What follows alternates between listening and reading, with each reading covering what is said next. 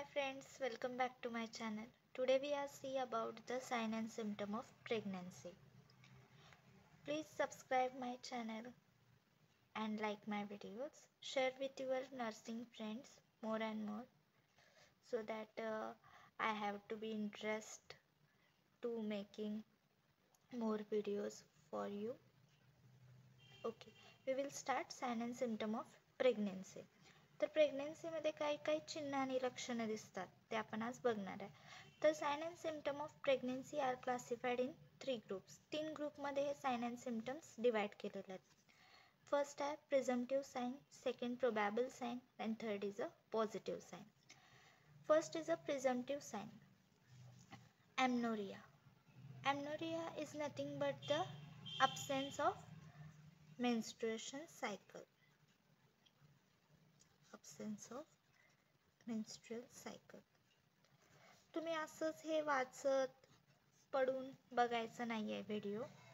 जर झोपून बघत असाल तर पटकन उठायचं आहे, नोट्स घ्यायच्या आहेत, पेन घ्यायचं आहे, वही घ्यायची आहे आणि लिहायचं आहे त्यामध्ये.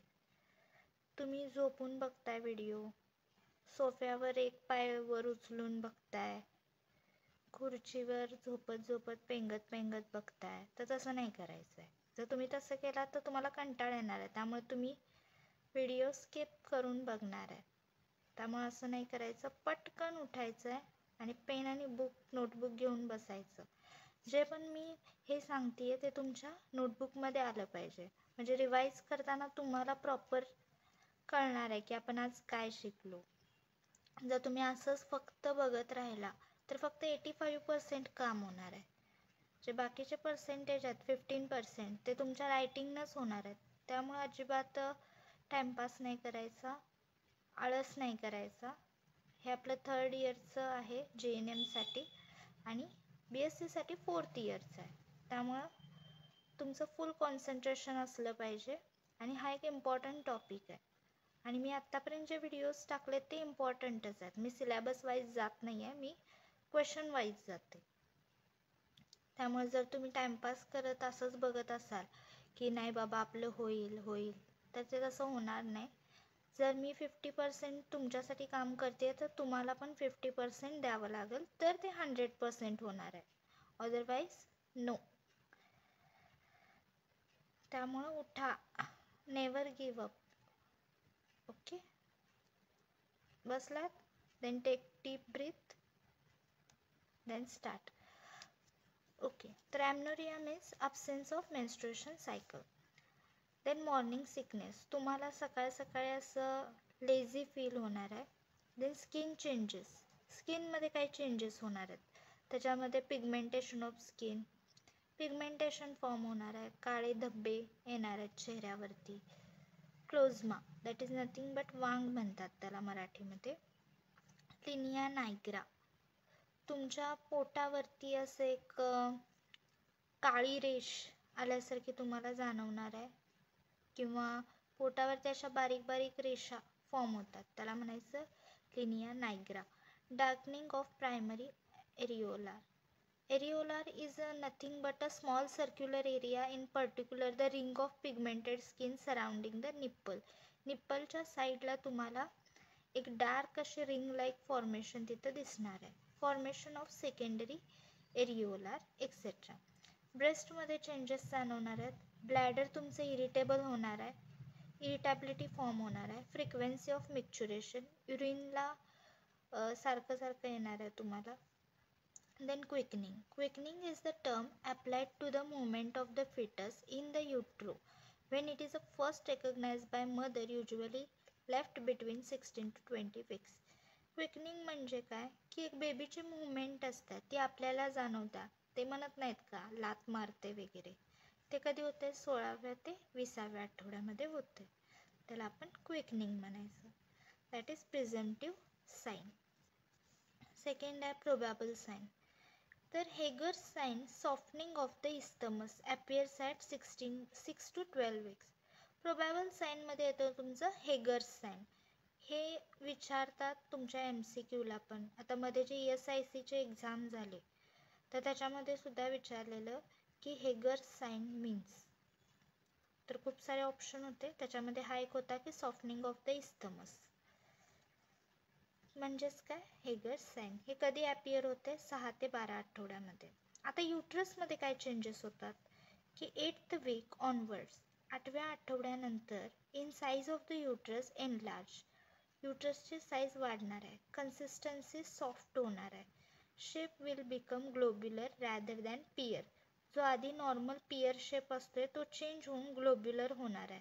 And the growth of the uterus, uterus तुमचा वाढायला लागणार आहे.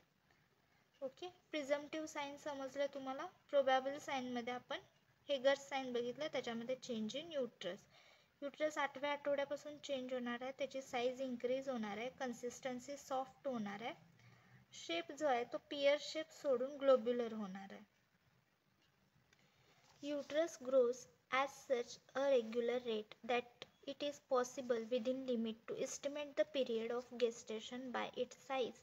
From this we can find out as the uterus containing twins, large fetus or an excessive amount of amniotic fluid etc. तुमचं जे युटरस आहे त्याचं वाढ होणार आहे, रेग्युलर रेटनं ते वाढत जाणार आहे. एक पिरियड असते गेस्टेशनचा, म्हणजे 8व्या आठवड्यात एवढं वाढेल, 3ऱ्या महिन्यात एवढं पोट दिसेल असं. पण समजा तुमचं युटरस जर जास्तच दिसत असेल, म्हणजे पोटची साईज जर जास्तच दिसत असेल, तर आपण काय कन्सिडर करतो की बहुतेक जुळी असू शकतात. ओके, जर नर्सेस विचार करत असतील तर ते काय म्हणणार की एक तर ट्विन्स असतील किंवा लार्ज फिटस असेल किंवा ॲम्निओटिक फ्लूइड एक्स्ट्रा असेल, असं आपण विचार करतो. आता 8व्या वीकमध्ये युट्रस कसं असते, uterus can not be palpated abdominally. जर आपण ॲबडॉमिनला पाल्पेट करत असू तर आपल्याला युट्रस जाणवत नाही. It is found to be about the size of tennis ball. कशासारखं असतं हे, टेनिस बॉल एवढं साईज असते त्याचं. हे सुद्धा विचारतात की 8व्या वीकमध्ये युट्रस कसं असते. But more void in shape because the ovum is embedded in upper half of the uterus. पण कसं असतंय, शेप कसा असतोय, वॉइड असतोय त्याचा. टेनिस बॉल असतोय पण शेप वॉइड असतोय. का, कारण ओव्ह्यूम जे असते ते एम्बेड झालेलं असते युट्रसच्या वरच्या भागात. Then 12th week, uterus fills the pelvic cavity and the fundus reaches just above the symphysis pubis. Uterus तुमचं काय व्हायला लागतंय, पेल्विक कॅव्हिटीच्या तिथं फील व्हायला लागतंय, आणि तुमचं जे फंडस आहे ते रीच कुठं होतंय, just above the symphysis pubis, and it is a globular in shape. About the size is grapefruit. पहिला टेनिस बॉल सारखी होती, आता ग्रेपफ्रूट सारखी आहे. Okay, then 16th week, the uterus has risen to just less than halfway between the symphysis pubis. Uterus तुमचा risen व्हायला लागतोय आणि सिम्पायसिस प्युबिस पर्यंत येतोय. And the umbilicus or 3 inches above the symphysis pubis. Symphysis pubis पासून 3 inch तो above होतोय. The quickening is felt. इथं क्विकनिंग जाणवायला लागते, म्हणजेच काय, first movement of the fetus. Because the uterus is in contact with abdominal wall. ॲबडॉमिनलच्या वॉलच्या कॉन्टॅक्टमध्ये तुमचं युट्रस येणार आहे, त्यामुळं मुवमेंट जी असते फिटल मुवमेंट ती आपल्याला ती आपल्याला पटकन समजते बाहेर. ओके, द युट्राइन सफल कॅन बी हर्ड. आणि युटेराइन सफल जे असते ते सुद्धा आपल्याला ऐकू येत असते, म्हणजे युट्रसच्या आतमध्ये जे काय फिटल मुवमेंट होतात, फिटल हार्ट रेट, ते सगळं आपल्याला डॉपलरच्या सहाय्यानं ऐकू येते. हे झालं तुमचं 8th, 12th and 16th weak. आता आपल्याला बघायचं आहे 20th वीक. 20th वीकमध्ये काय होतं, the fundus is a finger breadth below the level of umbilicus or 6 inch above the symphysis pubis. The fundus is 2 fingers breadth below the level of umbilicus. umbilicusच्या 2 बोटावरती तुमचं funds असतोय आणि 6 inch above the symphysis pubis. Then 24 week. Fundus is at the upper margin of the umbilicus. Fundus कुठं असतोय, अम्बिलिकसच्या upper मार्जिनला असतोय. About 19 centimetre above the symphysis pubis. 24 आठवड्यामध्ये. 30 आठवड्यामध्ये काय होतंय, फंडस जो आहे तुमचा मिडवेला येतोय आंबिलिकसच्या, आणि जे झिपिस्टर्नम आहे त्याच्यापासून 24 सेंटीमीटर वरती जातोय. सिम्पायसिस प्युबिसच्या 24 सेंटीमीटर वर जातोय. म्हणजे कुठे येतोय तो, झिपिस्टर्नम पर्यंत. 36व्या वीकमध्ये काय होतंय, the weight and height raises to its highest level and is in contact with झिपिस्टर्नम.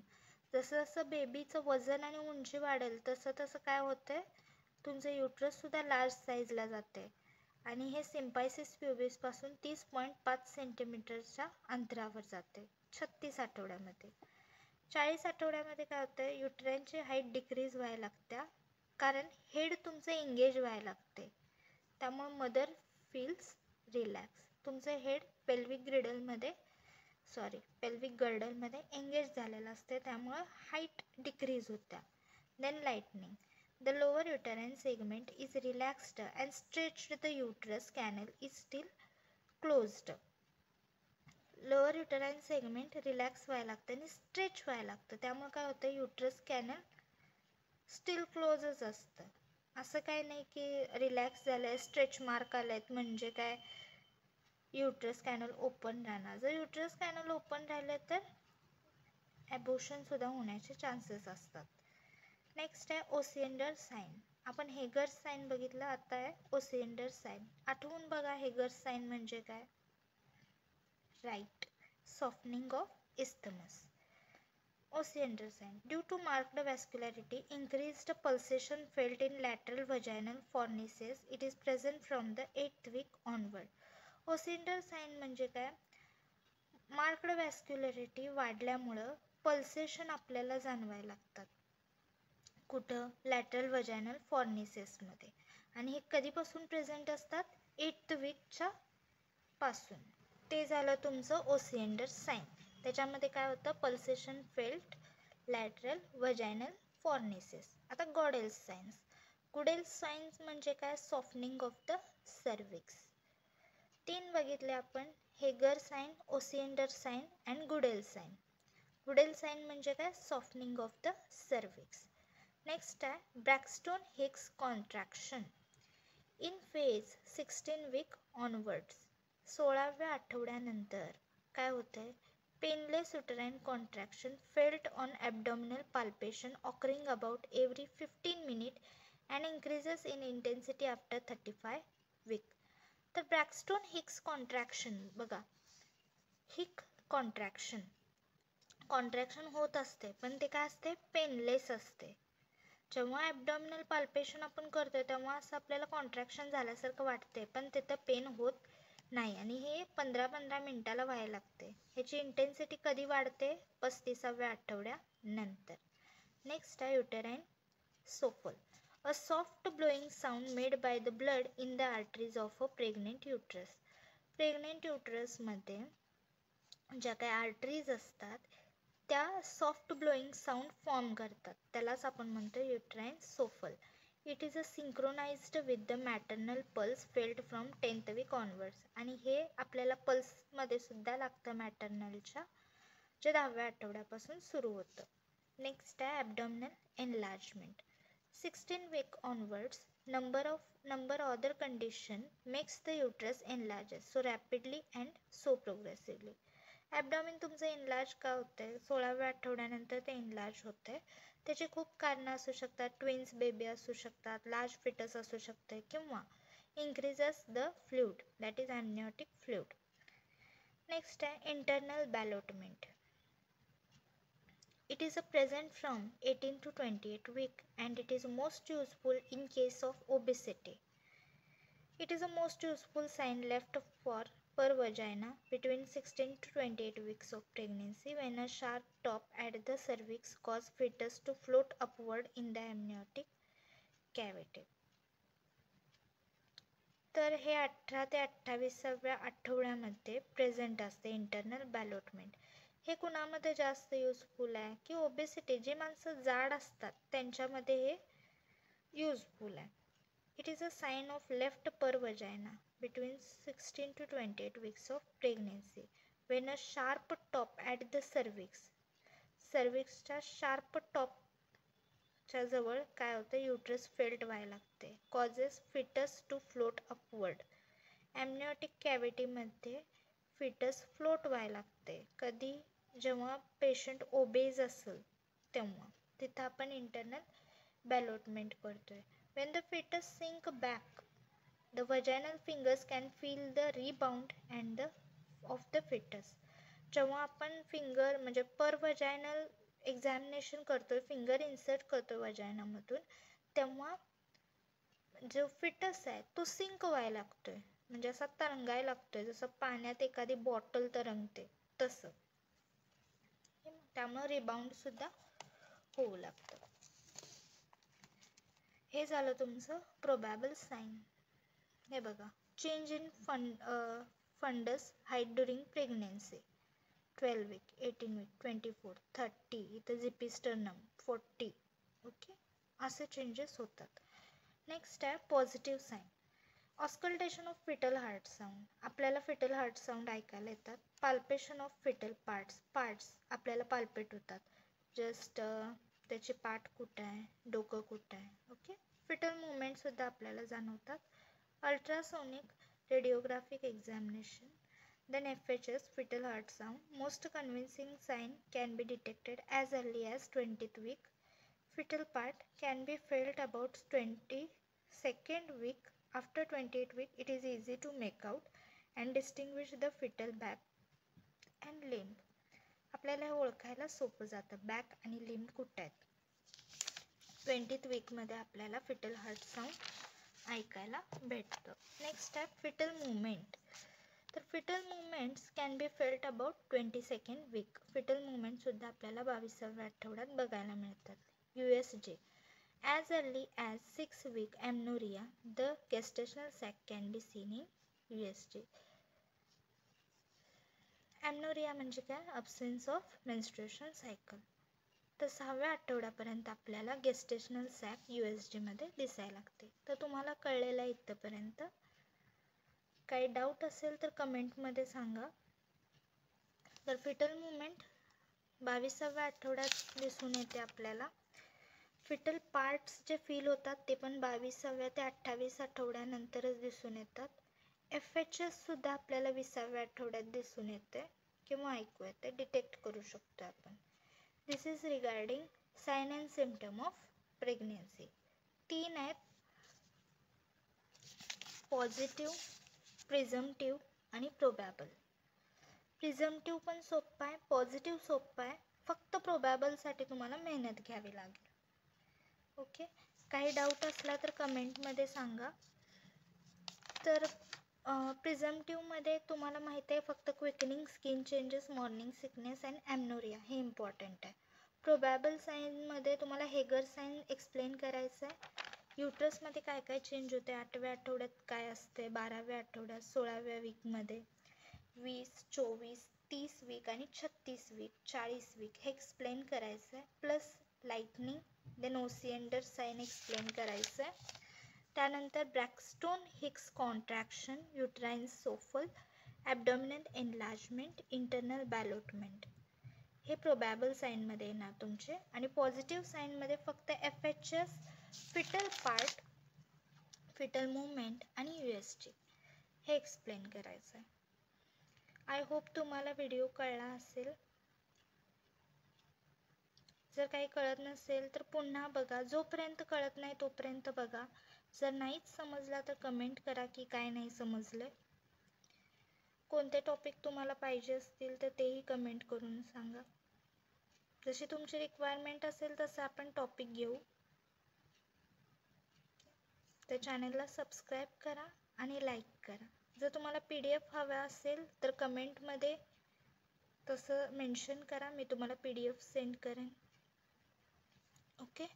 तर हा एक इम्पॉर्टंट टॉपिक आहे MSCच्या दृष्टीने सुद्धा आणि ह्याच्यावरती MCQ सुद्धा DMER आणि DSCसाठी सुद्धा हा इम्पॉर्टंट टॉपिक आहे की sign and symptom of pregnancy आणि मायनर डिसऑर्डर ड्युरिंग प्रेग्नेन्सी हा सुद्धा इम्पॉर्टंट टॉपिक आहे. जेवढं तुम्ही ह्याचा डीपमध्ये स्टडी कराल तेवढं तुम्हाला MCQs सोपे जाणार आहेत. त्यामुळं युट्रसची साईज, हाईट कशा प्रकारे वाढते, कुठंपर्यंत वाढते, कोणत्या वीकमध्ये वाढते, हे सगळं तुम्हाला या टॉपिकमध्ये मी एक्सप्लेन केलेलं आहे. तर डीप स्टडी करा जेणेकरून तुमची MCQची पण तयारी होईल आणि थेअरीची सुद्धा. Okay, thank you.